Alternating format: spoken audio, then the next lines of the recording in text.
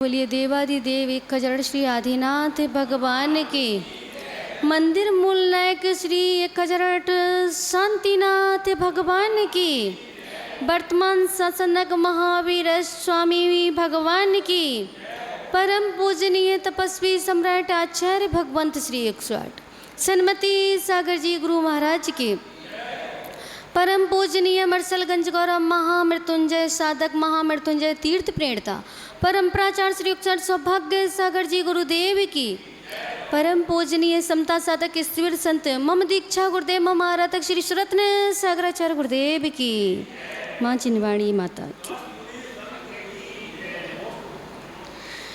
आइएगा चलेंगे। कल विषय रखा था षटावश्यों का, 6 आवश्यक कर्तव्य श्रावकों के लिए भी और षटावश्यक कर्तव्य साधुओं के लिए भी। आचार्य भगवंत ने बराबर से कर्तव्य बताए, ना किसी को एक कम ना किसी को एक ज़्यादा। तो मैं कल आपको बताए थे, आज पुनः आपसे पूछना चाहती हूँ कि श्रावकों के षटावश्यक कर्तव्य कौन कौन से होते हैं। बहुत सुंदर, इसे कहते हैं कि ध्यान से श्रवण करना और उसको अंतरंग में उतारना। 6 आवश्यक कर्तव्य बताए, देव पूजा, गुरु उपासना, स्वाध्याय, संयम, तप और दान। ठीक है, तो इन 6 कर्तव्यों को आचार्यों ने आवश्यक क्यों कह दिया? इसलिए आवश्यक बता दिया क्योंकि ये प्रतिदिन करने योग्य हैं। कर्तव्य है ना, तो कर्तव्य क्या होता है कि कर्तव्यों को निरंतर करते रहना चाहिए। वो हमारे लिए अति आवश्यक हैं, उनको हमें छोड़ना नहीं है। इसीलिए आवश्यक शब्द का प्रयोग किया है। जैसे कहते हैं ना कि माता पिता जो होते हैं तो जब बच्चों का पालन पोषण करते हैं तो वो बोलते हैं ना, हमारा कर्तव्य है बच्चों का अच्छे तरीके से संस्कार के साथ में पालन पोषण करना। और माता पिता के लिए बच्चे भी बोलते हैं जब बड़े हो जाते हैं कि हमारा कर्तव्य है कि हम अपने माता पिता की जिम्मेदारी अच्छे से निर्वाह करें। जब हम बचपन में छोटे थे, जब हम पैदा हुए थे, तो हमारे माता पिता ने हमारे लिए पूरी तरह अपने कर्तव्यों का निर्वाह करके हमारा अच्छे से पालन पोषण किया। और अब हमारा भी कर्तव्य बनता है कि जब वो वृद्ध हो गए हैं तो हम भी अपने माता पिता के लिए अपने कर्तव्यों का निर्वाह करें। इसीलिए कर्तव्य शब्द का महत्व आवश्यक इसीलिए कहा गया है। परंतु आज की बात तो नहीं पता मुझे, आज बच्चे तो कर्तव्य निभाना ही नहीं चाहते। बहुत से ऐसे बिरले ही माता पिता होंगे जिनकी संतानें उन श्रवण कुमार जैसी होती हैं, जो अपने माता पिता को कहाँ पर, कांधों पर उसमें बिठा करके तीर्थ धाम की यात्रा के लिए ले गए। ऐसे श्रवण कुमार बहुत कम देखने को मिलेंगे। और आज जिनके पास ऐसे श्रवण कुमार होंगे तो वो इस समय बड़े ही पुण्यशाली होंगे। इसीलिए आवश्यक कह दिया कर्तव्य को। क्यों? क्योंकि ये आपके प्रतिदिन करने योग्य कार्य हैं, इनको छोड़ना नहीं है। एक बार आप अपने गृहस्थी के कार्यों को भूल जाना, परंतु इन 6 कर्तव्यों को कभी नहीं छोड़ना। आचार्य भगवंत कहते हैं कि देव दर्शन आदि देव पूजा करो, है ना, फिर गुरु महाराज की सेवा करो, निर्गंथ साधकों की गुरु उपासना करो, नवदा भक्ति आदि से उनको आहार आदि दो। फिर क्या आता है? स्वाध्याय। स्वाध्याय को परम तप कहा गया है, क्योंकि जब आप स्वाध्याय करेंगे, स्वाध्याय करने का अर्थ होता है स्वयं का अध्ययन। जो उसमें दिया गया है वो अपनी आत्मा के अध्ययन के लिए कहा गया है। तो स्वाध्याय भी करना चाहिए और छोटे छोटे नियमों को लेकर संयम को स्वीकार करना चाहिए, व्रतों को लेकर के। और संयम हो गया, फिर तप। अब तप कैसे करोगे? जैसे कि अभी आपके यहाँ मोक्ष कल्याण जो परिवार है, उन्होंने एक प्रतियोगिता निकाली है कि प्रतिदिन का एक नियम आपको लेना चाहिए। जैसे भी आपके शरीर की स्थिति है, जैसी इच्छाशक्ति है, जैसी सामर्थ्य है, उस हिसाब से आपको एक छोटा नियम प्रतिदिन लेना चाहिए कि हम 1 घंटे का मौन रखेंगे, हम इतने समय तक इस वस्तु का त्याग करेंगे, तो वो आपका तप में आ जाएगा। अब आ गया दान। तो दान कैसे, किसको देना है? सतपात्रों को दान देना। ठीक है, अब आगे चलते हैं कि आचार्यों ने कहीं भी श्रावक और श्रमण में कहीं भी भेदभाव नहीं किया। 3 वस्तुएं श्रमणों को दी और 3 ही वस्तुएं श्रावक को दी। आपको याद है क्या क्या दिया? श्रावक को दिया छन्ना, रस्सी और लोटा। अब उसका क्या अर्थ हुआ? छन्ना दिया, लोटा दिया, रस्सी दी। रस्सी से लोटे को बांधो, जहाँ पानी पीने का स्थान, कुआं हो, बावड़ी हो, नदी हो, उसको पानी निकालो और छन्ने से छान करके पानी पियो। पहले श्रावकों के पास ये 3 वस्तुएं होती ही थी। और मुनिराज को क्या दिया? पीछी, कमंडल और जिनमाड़ी मास, शास्त्र। तो आप खुद स्वयं बताइए, निर्गंत साधकों के पास वो 3 वस्तुएं आपको दिखाई दे रही हैं? दे रही है ना? अब आपकी कहाँ है? आप बताइए मुझे कि आपको जो दिया, जो परमात्मा की देशना से आया, जो आचार्य भगवंतों ने आपको दिया, जो आदेश दिया, वो छन्ना कहाँ है? वो लोटा कहाँ है? वो रस्सी कहाँ है जिससे आप अपने श्रावकों के कर्तव्य को पूरा कर सके? नहीं है। न छन्ना रहा, न रस्सी रही, न लोटा रहा, सब छोड़ दिया, फैशन में आ गए। जेब में क्या रख लिया? बिसलरी मिनरल वाटर, जिसको आप इतना प्यूरीफाई मानते हैं कि सबसे ज़्यादा शुद्ध यही है। बंधुओं, वो मिनरल वाटर आज सबसे ज़्यादा हानिकारक है। जो आप आरओ का पानी पीते हैं ना, वो सबसे ज़्यादा नुकसानदायक है। वो पानी आपके अंदर से कैल्शियम की कमी को पैदा करता है, कैल्शियम को नष्ट करता है। और उसी आरओ को ऐसा कोई घर नहीं होगा, चाहे वो मध्यम वर्गीय घर हो या हाई सोसाइटी का हो, उच्च वर्ग का हो या बिल्कुल लो हो, पर आरओ तो सबके घर में, क्योंकि आरओ तो ऐसा हो गया आपके घर में जैसे यही 24 घंटे की मर्यादा वाला प्रासुक जल हो। आपने उसको बिल्कुल शुद्ध मान लिया है, लेकिन याद रखना वो आपके अंदर इतने रोग पैदा कर रहा है। वो पानी जिसे आप शुद्ध मान रहे हैं, शुद्ध पानी तो वही है जिसको आप छाने, जो प्रमाण दिया है पानी छानने का, उससे छाने, उबालें, ठंडा करें और फिर उसको सेवन करें। वो पानी आपके भक्ष करने योग्य है। आचार्य भगवंत ने 3 तो बराबर दे दिया कि भाई तुम भी 3 को संभाल के रखो और ये भी 3 को संभाल के रखें। परंतु आज भगवान महावीर स्वामी को निर्वाण हुए 2549 वर्ष हुए हैं, मात्र इतने ही हुए हैं ना।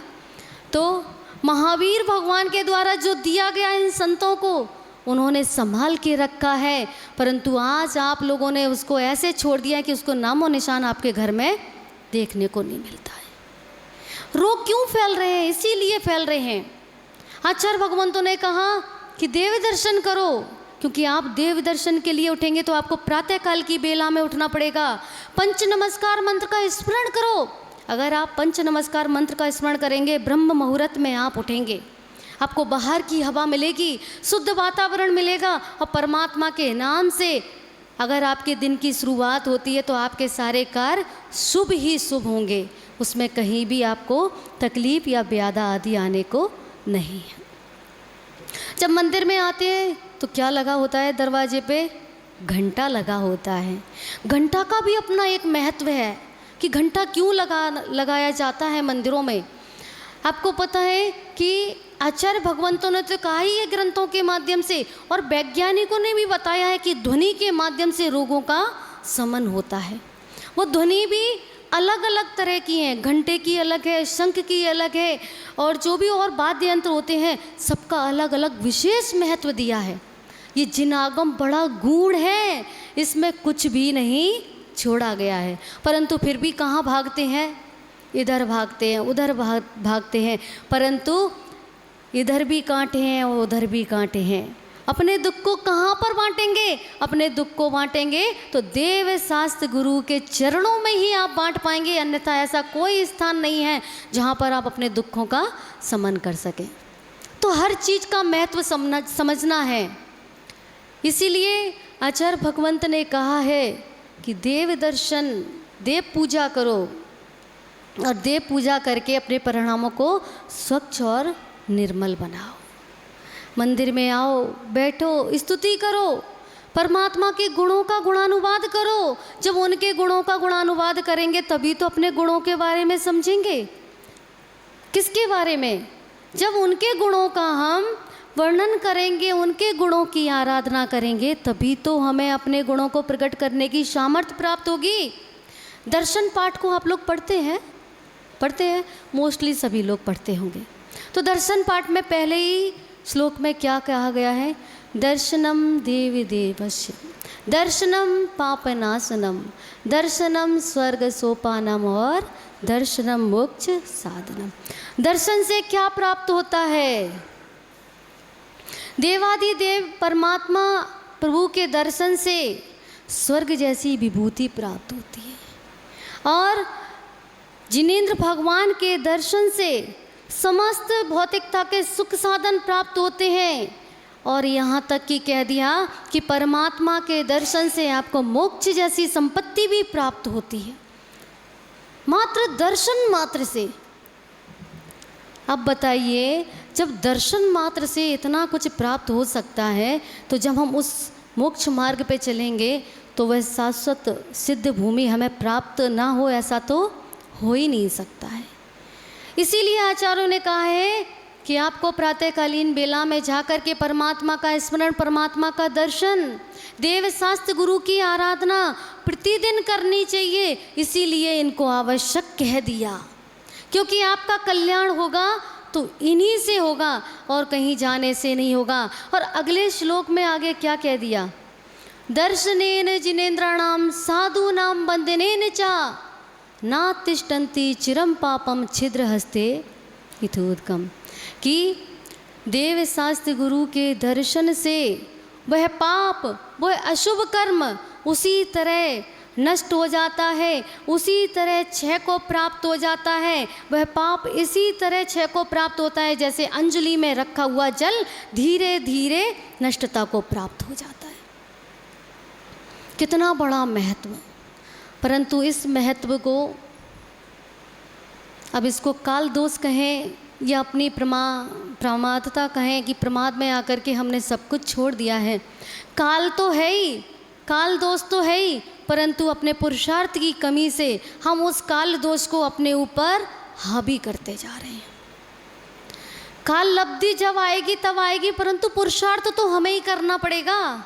अगर हम बैठे बैठे उस काल लब्धि का इंतजार करते रहेंगे तो हमें कुछ प्राप्त होने वाला नहीं है।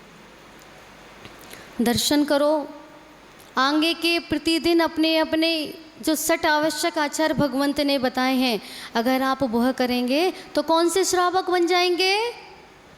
बोलो ना, कौन से श्रावक बन जाएंगे? सच्चे गुरुओं के सामने सच्चा लगाते हो तो अपने सामने भी तो लगाने का प्रयास करो। सच्चे श्रावक बन जाएंगे। और सच्चे श्रावक बनना है तो ये 6 आवश्यक करने होंगे। हाँ लव कुमार जी भैया, करने होंगे कि नहीं? आप तो करते हैं पर कभी कभी शायद छोड़ भी देते हैं, ऐसा होता है? छूट जाते हैं? हो सकता है कभी कोई दिक्कत होने पर छूट जाते होंगे, परंतु ऐसा नहीं करना है। भाव तो यही बनाने हैं कि ये जो सट आवश्यक हमें मिले हैं, ये हमारे लिए एक बशीहत के रूप में मिले हैं, धन संपत्ति के रूप में मिले हैं, तो इनको तो हमें करना ही है। निर्गंत साधकों की सेवा निरंतर करनी है। अब मुझे तो पता नहीं, पर पूज्य गुरुदेव बताते कि रात को भैया वृत्ति करने बहुत महानुभाव आते हैं, बच्चे भी आते हैं, बीच वाले युवा भी आते हैं और वृद्ध भी आते हैं। तो हाँ, ये आपका कर्तव्य है, आपको गुरु उपासना के अंतर्गत आता है, आपको ये करना चाहिए। सूर्यनगर वालों के अंदर भक्ति तो बहुत है पर समय कम है, समय का बहुत अभाव है कि 7:30 बजे ऐसे भागते हैं कि शायद 7:30 बजे के बाद वो घर से निकलेंगे और 7:45 बजे तक अपने व्यवसाय पर पहुंचेंगे तो ग्राहक उनके दुकान के बाहर खड़ा हुआ मिलेगा। शायद ऐसे भागते हैं, परंतु याद करना कि तुम्हारे भाग्य में जो है, जितना है उस दिन, वो तुम्हारा कहीं नहीं जाने को, वो ग्राहक आपका इंतजार भी करेगा आपके पुण्य से। तो इन बातों को नहीं भूलना। वैसे मुझे कुछ आता नहीं है, पूज्य गुरुदेव ने जो सिखाया है छोटे छोटे शब्दों के माध्यम से आपको बता देती हूँ, जो मैंने सीखा है, जो पढ़ा है, जो सुना है। इसमें कहीं अगर त्रुटि हो जाए तो क्षमा करना। प्रयास ये करती हूँ कि गुरुदेव ने जो दिया है वो ही आपके सामने रखूँ, अपने मन का कुछ नहीं रखूँ। अगर इसमें कहीं कोई त्रुटि हो सकती है, त्रुटि ऐसा नहीं है, अज्ञानी जीव है, तो कहीं कोई इसको भूल करके उसमें संशोधन करना गुरु से पूछ करके। और निरंतर आपको गुरु की देशना को श्रवण करना है। और समय वही रहता है, सीमित समय रहता है मेरे लिए, तो जितना समय है उतना मैं आपको देती हूँ। इसी के साथ अपने इन शब्दों को विराम करती हूँ। जय बोलिए पूज्य गुरुदेव आचार्य श्री सौभाग्य सागर जी, रत्न सागर जी गुरुदेव की। नमोस्तु गुरुदेव, नमोस्तु। ये तो संतों की महानता होती है कि वो क्षमा भाव रखते हैं, लेकिन आप